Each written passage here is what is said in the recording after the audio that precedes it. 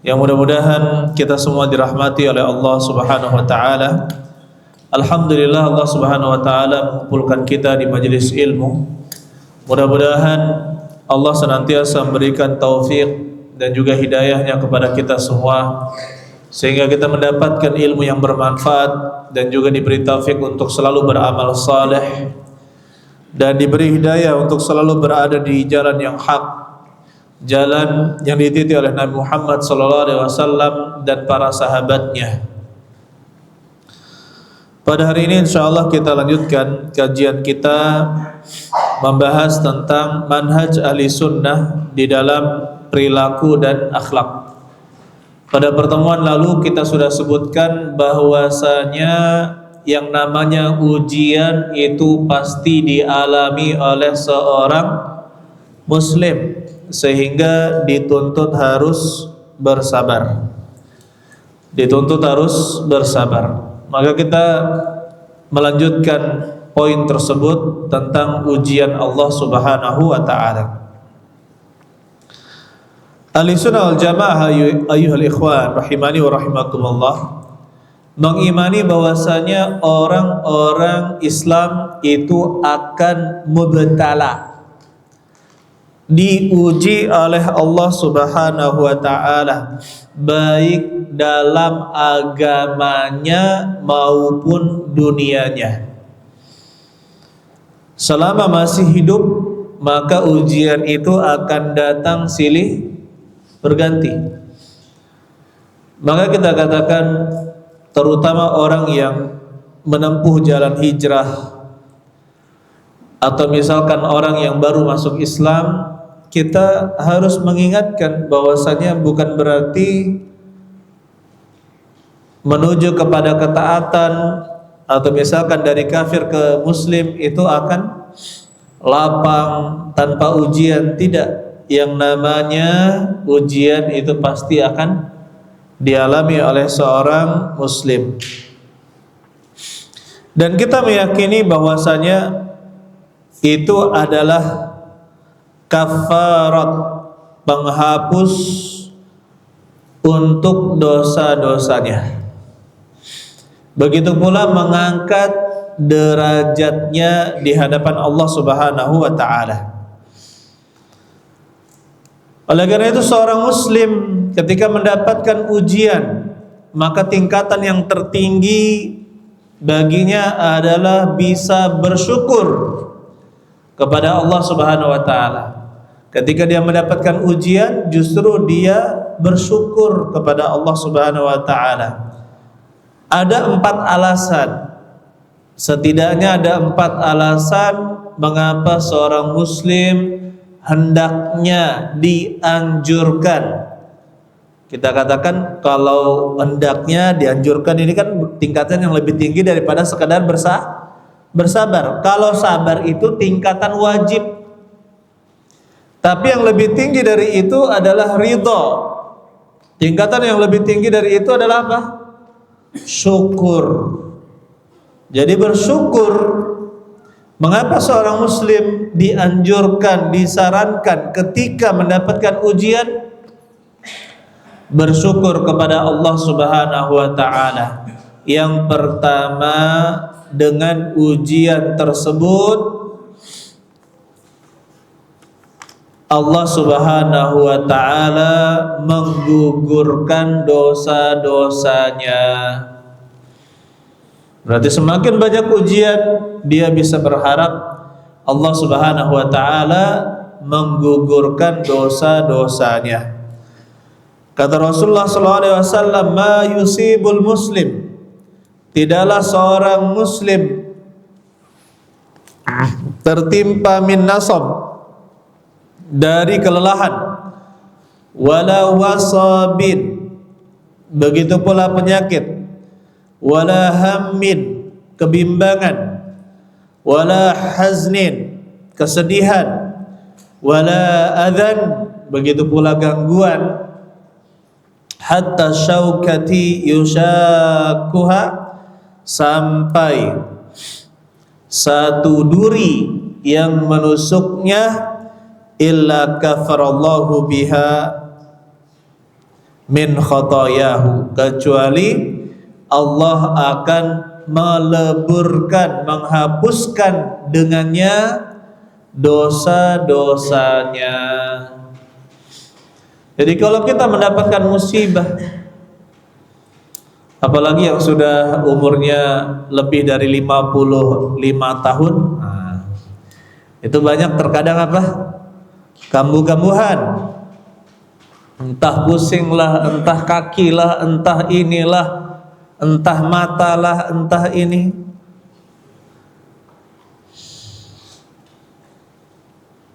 Jadi sebenarnya itu adalah peringatan, ya kan? Peringatan demi peringatan. Terkadang ada orang yang merasa dirinya masih muda, akhirnya Allah kasih stroke, jadikan dia stroke. Jadi apa? Tidak bisa bekerja lagi. Atau misalkan miring sebelah, stroke ringan. Ya, atau misalkan wajahnya jatuh sebelah, misalkan ada kan wajahnya satu tidak bergerak, satunya normal, satunya tidak bergerak. Peringatan. Tidak boleh sombong, ya. Musibah itu untuk menggugurkan apa? Dosa-dosa. Tidaklah kita merasa kelelahan, mengurus anak lelah tidak? Mencari rezeki lelah apa tidak? Lelah.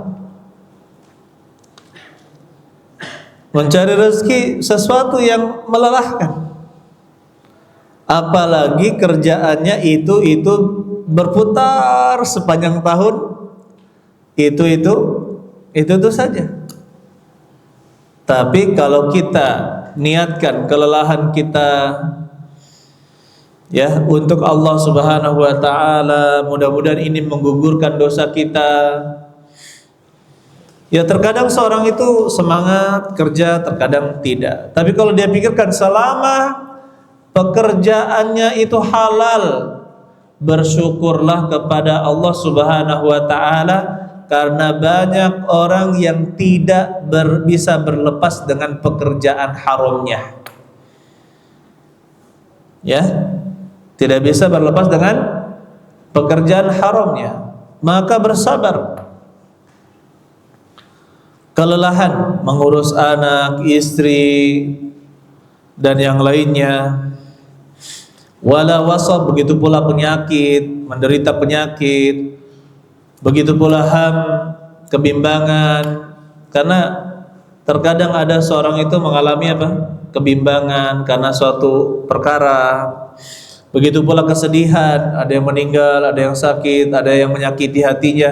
Wala adan, atau diganggu orang lain. Wala gham, kegalauan, sampai satu duri yang menusuk tubuh kita. Niatkanlah mudah-mudahan ini sebagai penggugur dosa. Taib. Jadi kalau misalkan kita merasakan ada terus penyakit yang kita rasakan, entah pusing, entah pilek, entah jantengan, entah apalah gitu ya, atau pernapasan, ya mudah-mudahan meskipun itu melekat dengan diri kita, niatkanlah mudah-mudahan inilah cara Allah menggugurkan dosa-dosa kita. Jadi kita nikmati saja. Ya. Kemudian selanjutnya ya ikhwan, yang kedua, kenapa kita dianjurkan bersyukur? Allah Subhanahu wa taala mengangkat derajat seorang muslim dengan ujian. Bahkan di dalam Sunan Abi Daud disahihkan oleh Syekh Albani, Rasulullah SAW mengatakan, innal abda, sesungguhnya seorang hamba, lau sabaqat lahu minallahi manzilatun lam yablugha, seandainya seorang hamba telah ditetapkan satu kedudukan, maksudnya kedudukan yang tinggi di sisi Allah, tetapi dia belum sampai bi amalihi, dengan amalannya. Allah sudah tetapkan kedudukannya itu seperti ini, lebih tinggi, tapi amalannya belum sampai.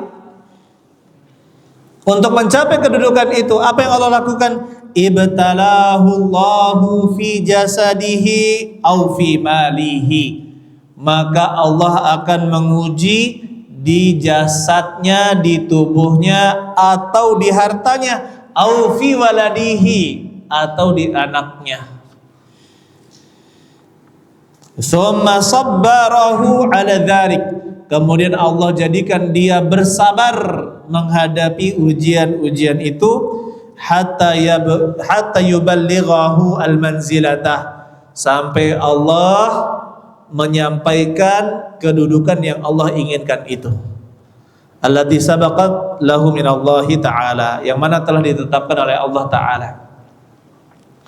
Berarti apa? Kalau amalan kita kurang banyak untuk sampai kepada kedudukan, maka harus siap-siap mendapatkan ujian.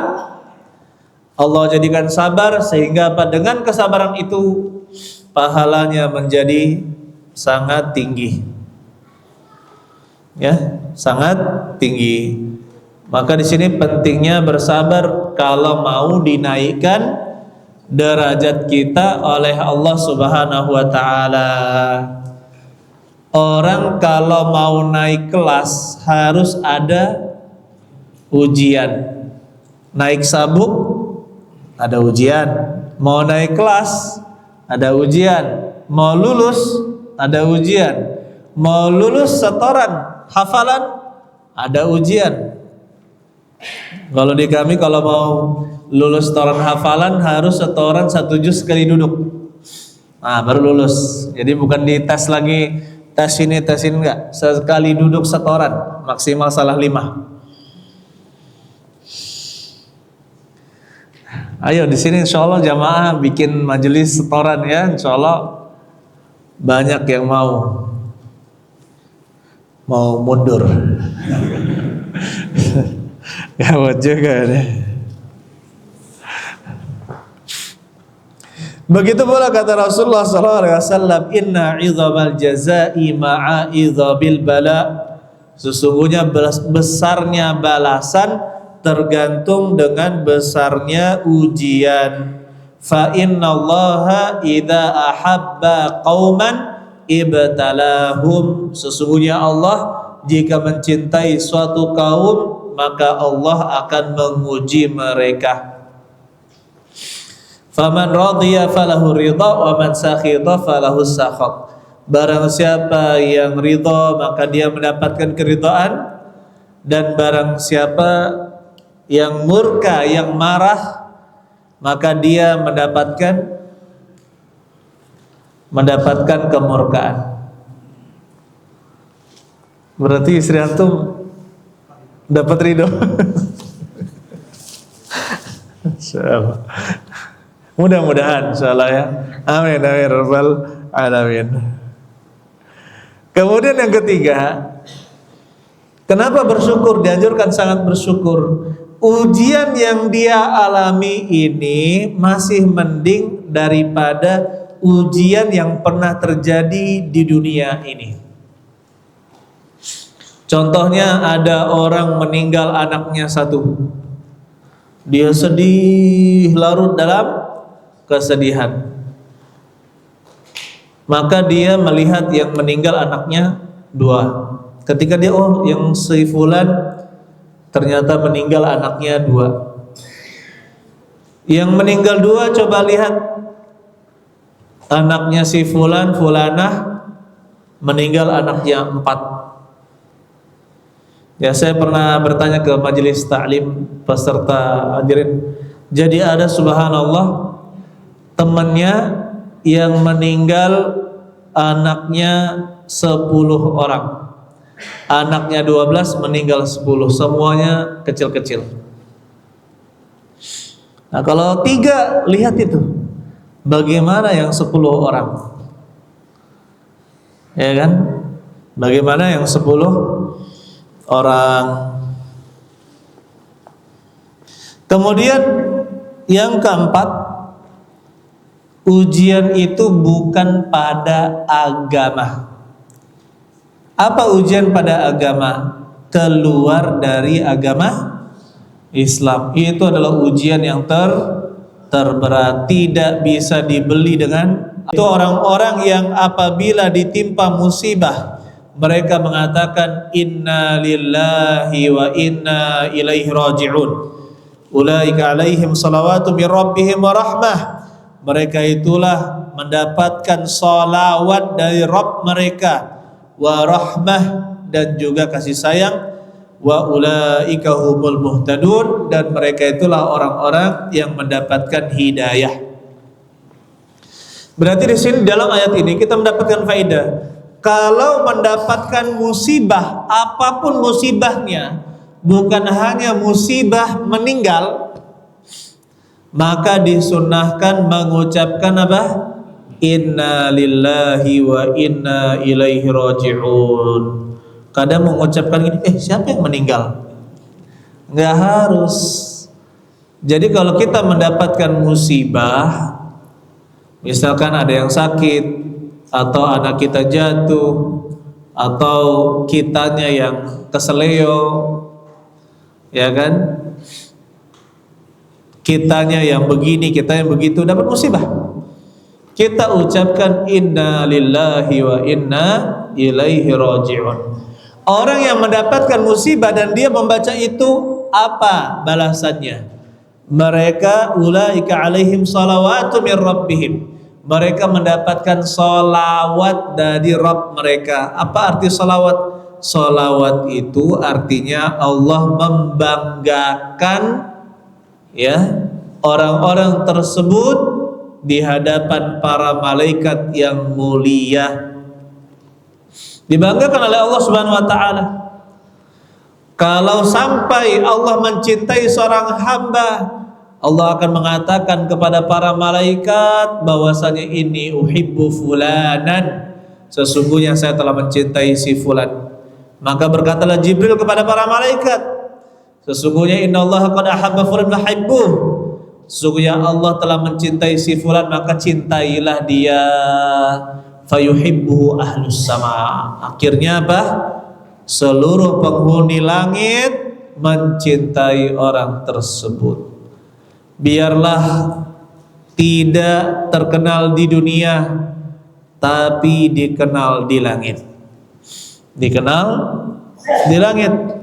Karena yang namanya terkenal itu termasuk bagian dari dunia. Dia sudah dibagi tidak merata oleh Allah Subhanahu wa taala. Ya, ada yang terkenal, ada yang tidak, sama. Maka orang yang menginginkan tersohor, terkenal, kalaupun dia berusaha maka dia tidak akan bisa kecuali dengan izin Allah Subhanahu wa taala. Maka kita katakan ya, dibanggakan oleh Allah Subhanahu wa taala di hadapan para malaikat. Ini yang pertama, salawat Allah kepada seorang hamba. Yang kedua, mendapatkan rahmat, yaitu kasih sayang. Kalau sudah disayangi oleh Allah Subhanahu wa taala, insyaallah hidup kita ini tidak berjalan kecuali dalam bimbingan.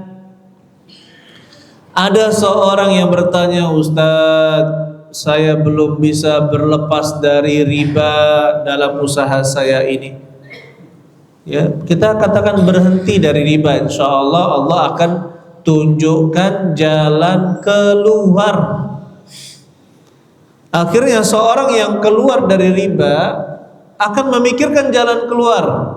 Contohnya dia membuka investasi yang halal, yaitu mudharabah misalkan, dengan cara yang halal.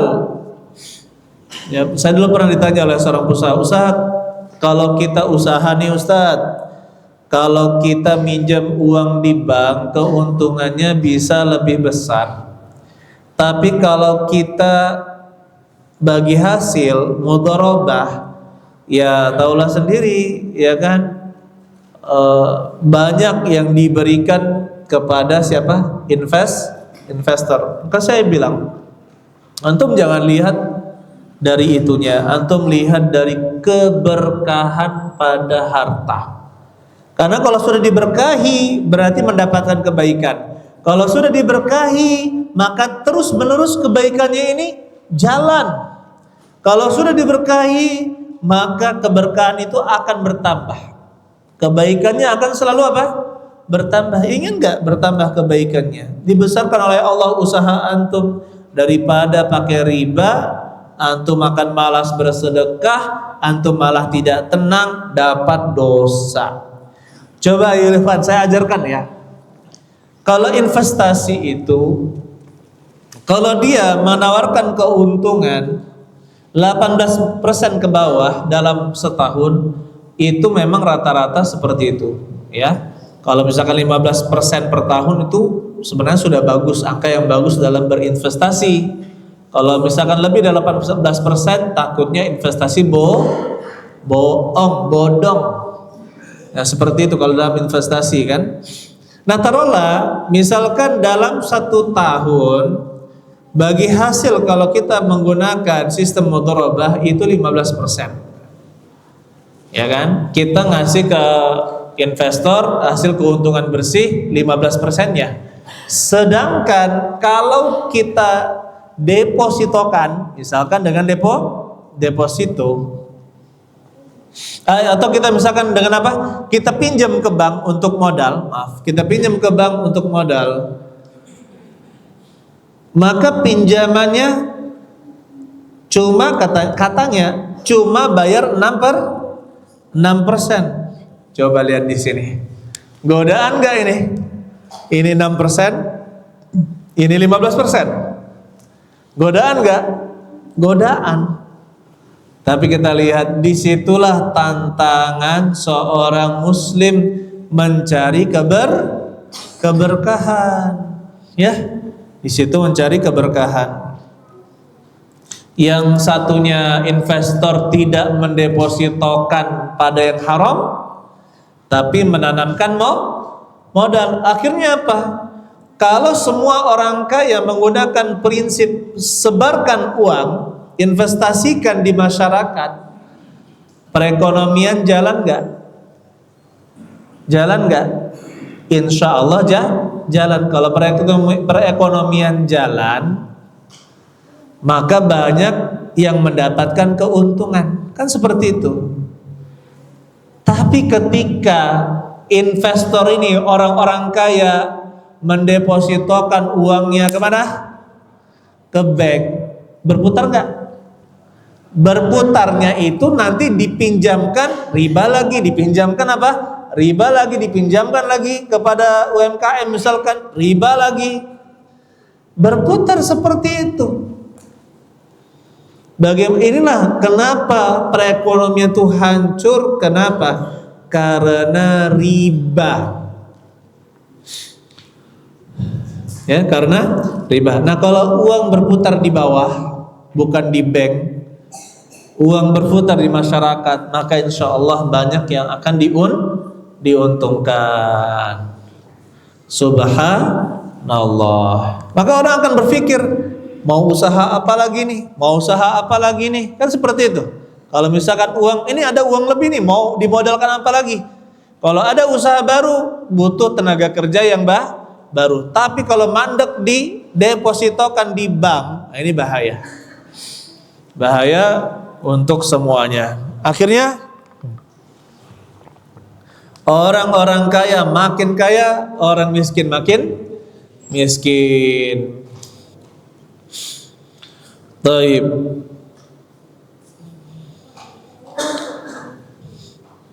Bahkan subhanallah ya, saya ada ahli ekonomi gitu membandingkan negara-negara. Beliau melihat dalam sejarah antara negara yang menetapkan pajak dengan yang tidak. Jadi dalam ini sudah sunnatullah berarti ya, sudah dilihat bagaimana negara-negara itu dibandingkan. Justru negara yang kecil pajaknya, hasil negara itu justru malah besar. Yang besar pajaknya, hasil negara itu kecil. Kita nggak usah melihat glamornya negara-negara apa, Singapura, Amerika, itu untuk bayar utang aja kesulitan mereka. Jepang, itu penghasilan mereka sebenarnya nggak cukup untuk bayar hutang. Glamornya bukan apa, ya kan seperti itu. Makanya kita lihat ayo ikhwan rahimani wa rahimakumullah, jangan tertipu. Wah, tapi pajaknya di sana luar biasa tingginya. Ya. Bukan menyelesaikan masalah. Dan negara yang tidak memasang pajak atau misalkan sedikit pajaknya, itu ternyata negara akan berpikir membuat kalau bahasa kita badan usaha ya, badan usaha, dan ternyata penghasilannya itu banyak juga ya, mengalahkan pajak tersebut. Maka di sini ya ikhwan, ini sebagai bukti bahwa sebenarnya pajak itu bukan solusi juga sebenarnya. Ya, pajak bukan solusi.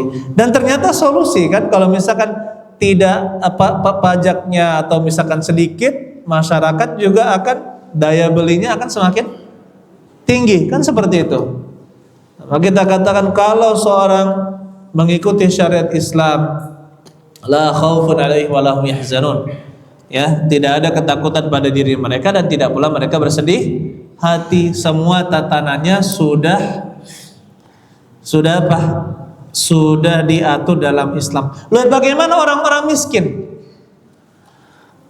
Kalau semua pertambangan itu membayar zakat ma'din, zakat pertambangan itu ayo ikhwan, berselisih pendapat ulama apakah 2,5% mengikuti zakat penghasilan, mengikuti zakat harta, atau humus 20% seperti rikaz, yaitu harta karun.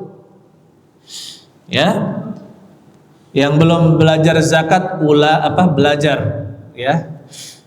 Nah, di sini pendapat yang kuat, ikutilah ketetapan pemerintah, dalam hal ini ketetapan Menteri Agama. Nanti kita lihat apakah 2,5%, apakah 20%. Nah, taruhlah kita mengikuti mazhab Imam Syafi'i, 2,5% dari barang tambang ma'din dengan segala jenisnya, apa yang ditambang dan dia berharga. Jadi kemarin atau tadi ya, saya mendengar bahwasanya kalau tidak dikorupsi katanya hasil tambang kita, setiap kepala kita ini setiap bulan bisa dikasih 20 juta.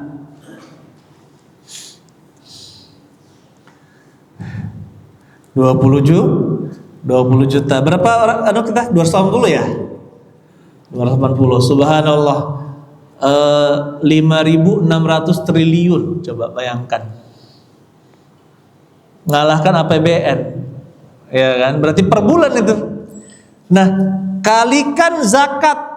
Kita kalikan zakat, anggap aja 2,5%. Nih, 140 triliun untuk orang-orang miskin.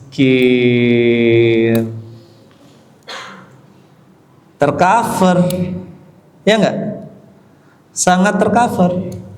Maka kita katakan ayo ikhwan rahimani wa rahimakumullah, lau anna ahlal qura amanu wattaqau, seandainya penduduk negeri itu beriman dan bertakwa, la fatahna alaihim barakatin minas sama'i wal ardi, kami akan bukakan untuk mereka keberkahan di langit dan di bumi.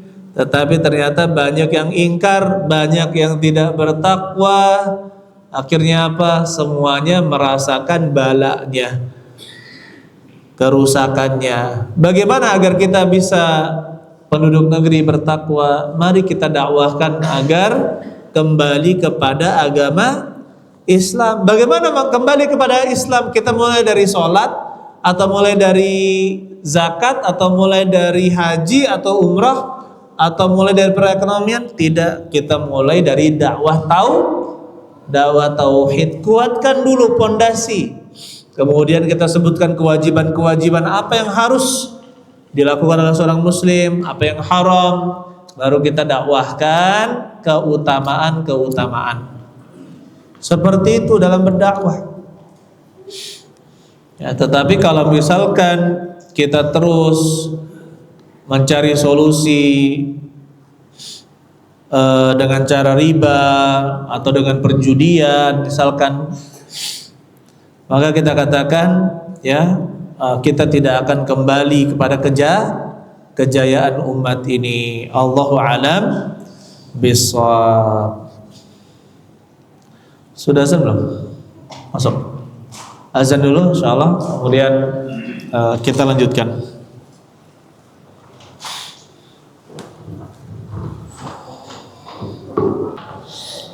Bismillah, salatu wassalamu ala rasulillah ba'd. Taib. Kemudian kita lanjutkan ya ikhwan. Ahlussunnah wal Jamaah di antara adab yang selalu disampaikan adalah mereka itu takut terjatuh kepada kufrun ni'mah, mengingkari kenikmatan dan tidak memenuhi hak dari kenikmatan tersebut. Oleh karena itu kita mendapatkan ahli sunnah wal jamaah adalah orang yang sangat bersyukur kepada Allah Subhanahu wa taala, banyak memuji kepada Allah Subhanahu wa taala dan istiqamah di jalan ibadah. Baik nikmat tersebut kecil, sedikit ataupun nikmat yang banyak. Rasulullah sallallahu alaihi wasallam sampaikan, "Unzuru ila man huwa asfala minkum wa la tanzuru ila man huwa fawqakum. Fa huwa ajdaru an la tazdaru ni'matallahi 'alaikum." Kata Nabi sallallahu alaihi wasallam, lihatlah kepada orang yang di bawah kalian dan janganlah kalian melihat kepada orang yang di atas kalian. Maksudnya dalam urusan dunia. Fa innahu ajdaru alla tazdaru ni'matallahi 'alaikum. Karena itu lebih berhak agar kalian tidak meremehkan nikmat Allah yang diberikan kepada kalian. Jadi kalau kita melihat orang yang di bawah kita, maka kita akan bersyukur dan banyak bersyukur. Jangan melihat kepada yang lebih tinggi kenikmatannya dari kita. Ya. Lihatlah ke bawah. Contohnya kalau kita belum punya rumah dan masih nyewa, maka lihatlah kepada orang yang hidupnya masih menumpang. Tidak nyewa, tidak punya rumah, berarti kan apa?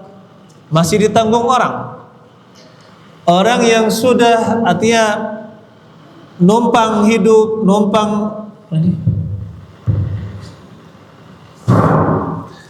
maka lihatlah kepada orang yang gelandangan, ya, tidak punya rumah, bahkan tinggalnya misalkan di pasar-pasar atau tinggalnya di gubuk-gubuk kecil. Lihat kepada yang tidak punya rumah. Atau subhanallah, kita dapatkan ada yang tinggal di mana, di gubuk yang dia bangun, kemudian apa, pakai baleho bekas itu ditutupi pakai seperti itu. Ya, maka kita katakan ya ikhwan rahimani wa rahimakumullah, kalau kita melihat yang di bawah kita, maka kita akan sangat bersyukur. Kalau misalkan yang punya gaji hanya UMR, lihat masih banyak yang gajinya di bawah UMR. Masih banyak yang di bawah 1 juta. Bahkan ada yang 1,5 juta ke bawah, masih ada juga yang seperti itu. Tapi bertahan hidup dan terus bekerja. Kenapa? Karena tidak ada jalan lain kecuali itu. Daripada saya tidak bisa makan, daripada anak saya tidak bisa beli beras, ya. Bahkan kita masih mendapatkan kalau standar miskin di negara kita itu 160 perak ya, 609.000, kami 610.000. Itu standar miskin dari negara versi BPS. Berarti kan kalau di bawah itu dia cuma mendapatkan satu orang 500.000 misalkan. berarti kan sangat kurang, masih sangat kurang. Belum lagi kalau kita katakan hidup layak. Hidup apa? Hidup layak. Jauh dari kelayakan. Jauh dari kelayakan. Maka kita katakan ayo ikhwan, kalau kita melihat ke bawah maka kita akan terus bersyukur. Dan yang tadinya punya gaji hanya 500.000 ketika melihat orang stroke, dia tidak bisa apa-apa, tidak ada aset, tidak ada passive income, pemasukan yang ngalir begitu saja ya, passive income-nya nggak ada, akhirnya ditanggung. Atau melihat ke orang-orang yang di panti jompo, ditinggalkan begitu saja oleh anaknya atau keluarganya, tidak ada yang ngurus, mengisi masa tua sampai meninggalnya di panti jompo, tidak ada penghasilan, tidak ada yang memperhatikan kecuali teman-teman yang mirip-mirip usianya. Maka dia akan bersyukur walaupun gajinya sedikit. Dia akan bersyukur, saya bersyukur masih bisa seperti ini. Ya, maka lihat ke bawah, lihat ke bawah. Kemudian ayo ikhwan, Islam sebenarnya sudah memberikan solusi untuk orang-orang tua, kan seperti itu ya.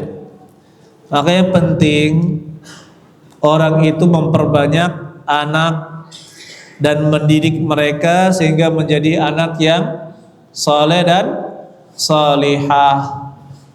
Karena ketika dia sibuk dan lelah mengurus anak-anaknya di masa mudanya, insya Allah dia akan bersantai di usia tuanya. Saya ingat perkataan nenek saya. Nenek saya punya 9 anak. Kata beliau, ini saya ingat. Kata beliau, dulu masih kecil-kecil alangkah repotnya ya ngurus budak-budak nih katanya. Tapi sekarang nak nginap di mana laju katanya. Ndak diminta dikenjuk anak-anak gitu kan, lapang nian. Dan alhamdulillah sebelum beliau meninggal berapa tahun ya, diberikan hadiah naik haji oleh mantunya. Nanti naik haji, masya Allah. Artinya betapa nikmat, kata beliau. Sudah memang capek. Dan kemudian ayo ikhwan, terkadang ada orang yang ini ya, aduh nggak mau ngurus banyak anak, nggak usah ngurus umat, pusing menguruskan apa, nggak usah mikirin orang-orang miskin, orang-orang sekitar kita. Ngapain kita sibuk di pondok pesantren, sibuk di SD? Ini ada guru SD sini ya. Anak-anaknya juga kayak gitu, katakan. Ngapain ngurus orang-orang yang nggak mampu, ngumpulin sedekah, nyape-nyape diri sendiri. Subhanallah, ternyata ada rahasia besar ayo ikhwan. Kalau ujian kita itu beratnya di sana, berat memikirkan umat, berat memikirkan orang lain, berat memikirkan apa? Memikirkan orang lain, memikirkan anak orang, misalkan dididik dan sebagainya, memikirkan orang-orang miskin. Allah akan mudahkan ujian pada harta kita, Allah akan ringankan ujian pada anak-anak kita dan keluarga kita. Ya, jadi ujiannya justru malah berat di mana? Ngurus santri misalkan. Jadi saya pernah ya di pondok pesantren lah, ada yang menjadi kabid urusannya, pokoknya kepala bidang ya di pondok. Saya mau berhenti, katanya saya mau berhenti mengurus anak-anak, mau bidang lain saja, pindah. Berat. Memang saya katakan berat, saya memang sangat berat mengurus santri, apalagi santri kabur, santri ini, santri itu, masalah. Nggak pernah berhenti, masalah kesantrian itu nggak pernah berhenti. Dinasihati oleh teman seperjuangan tapi beda bidang. Bersyukurlah ya Syekh, katanya, karena dia ustadz. Bersyukurlah katanya. Kita mending diuji mak ini daripada diuji pada anak dan keluarga kita. Pilih mana? Diuji belum tentu kita bisa bersabar diuji dengan anak dan keluarga. Mendingan kita diuji di pondok pesantren, mengurus santri, mengurus ini. Akhirnya apa? Gak jadi mengundurkan.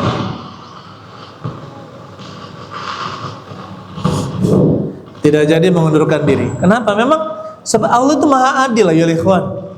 Allah itu sangat adil. Yang namanya ujian, ya, la yukallifullahu nafsan illa wus'aha. Tidak Allah bebankan apa ujian kecuali sesuai kadar kelapangannya. Maka ketika kita sibuk mengurus umat, sibuk misalkan mengurus masjid, sibuk mengurus apa? Mengurus ya umat, masjid Islam dan kaum muslimin, maka insya Allah Allah akan meringankan ujian pada anak, keluarga kita, bahkan rezeki kita pun akan dimudahkan oleh Allah Subhanahu wa taala. Ya, akan dimudahkan oleh Allah Subhanahu wa taala. Maka kita katakan insya Allah ya, kalau kita mendapatkan ujian, terus kita bersabar dan terus bersabar, dan jangan lupa ya ikhwan. Ya, ada yang minta saran kemarin. Ustadz, ini orang yayasan, saya kan pembinanya. Ustadz, nasihatilah kami Ustadz, kami semakin lesu ini mengurus yayasan. Karena tidak ada imbal balik ya. Kan dia kan non profit. Maka saya bilang, umur antum berapa? 42, umur antum 45, umur antum 40, umur antum berapa? 38. Kita ini nak mati galau aja kita. Lah denget lagi. Apa yang mau kita sisakan dari sisa umur kita ini?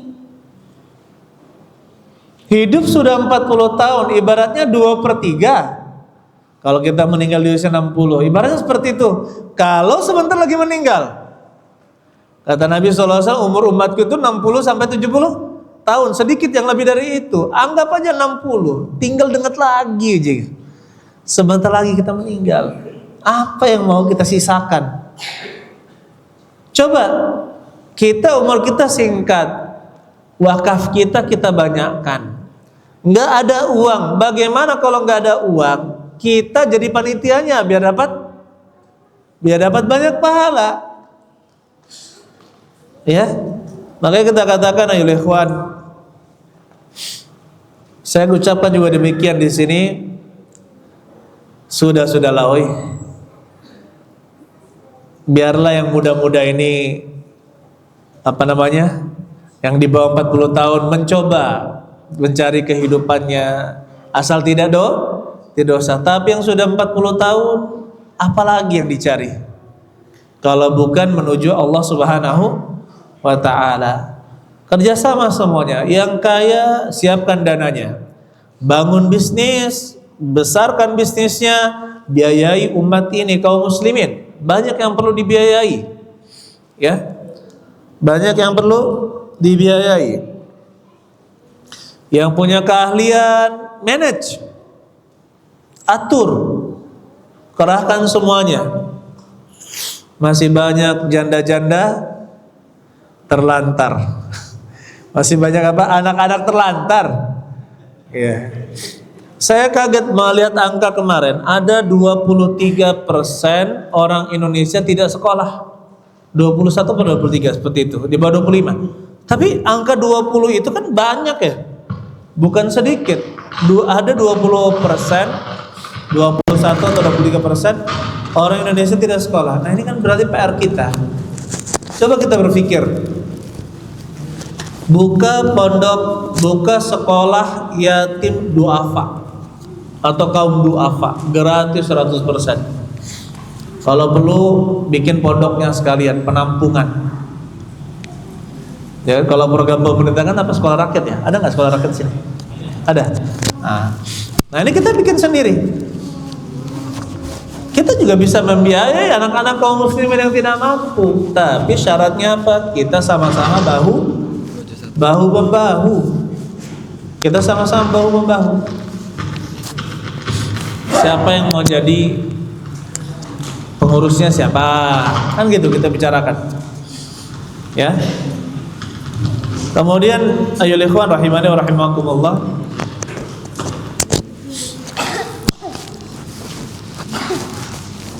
Taib, ini sebagai nasihat lah untuk saya dan juga kita semua agar mengingat bahwasanya yang namanya kematian kita tidak tahu kapan dia datang. Ini proyek di depan mata ini, akhwat tidak bisa ikut kajian, apa solusinya? Cepatkan pembangunan ini, ya kan gitu ya.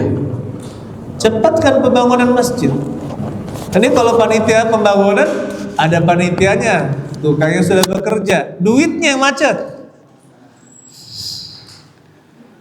ya kan? Pas dicepetin pembangunannya, semuanya. Kalau nggak punya uang kita jadi agen kebaikan, kan gitu. Kalau tidak punya uang kita yang jadi agen kebaikan. Ya mudah-mudahan Allah Subhanahu Wa Taala mudahkan langkah-langkah kita untuk selalu taat kepada Allah Subhanahu Wa Taala. Kemudian ada ungkapan orang Arab, tashabbahu fa illam takunu mithlahum. Jadilah kalian menyerupai orang-orang terdahulu meskipun kalian tidak bisa seperti mereka. Fa inna tashabbuha bil kirami, sesungguhnya meniru orang yang kiram falahun adalah keberuntungan. Meniru orang-orang yang mulia itu adalah keberuntungan. Makanya kita lihat banyak sekali program-program kita itu meniru apa yang di Jawa. Ada tim media niru Yofit misalkan ya. Ada ini kita tiru juga. Ya, kita tiru orang-orang yang mulia meskipun kita tidak bisa seperti mereka. Tapi apa? Mudah-mudahan kecipratan. Bukan apa tasyabbahu bil kiram, ya. Meniru orang-orang yang mulia itu bukan celaan.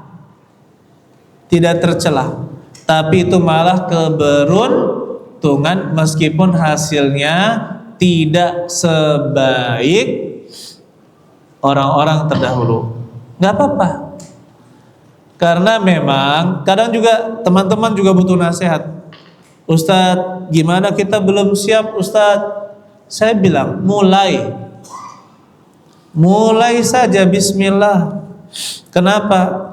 Karena untuk memulai sesuatu itu tidak harus sempurna. Ini yang menghalangi seorang, harus sempurna inilah, harus sempurna itu. Akhirnya apa? Akhirnya tidak jadi-jadi, tidak jalan-jalan. Padahal kita lihat bahwasanya dengan memulai itu sudah meniru ya orang-orang sebelum kita, dan insyaallah pahalanya pun sudah langsung mengalir. Allahu a'lam bishawab. Ada yang mau bertanya nggak ini? Kalau tidak ada kita tutup saja. Taib. Kalau tidak ada kita tutup. Barakallahu fikum jami'an. Subhanakallah.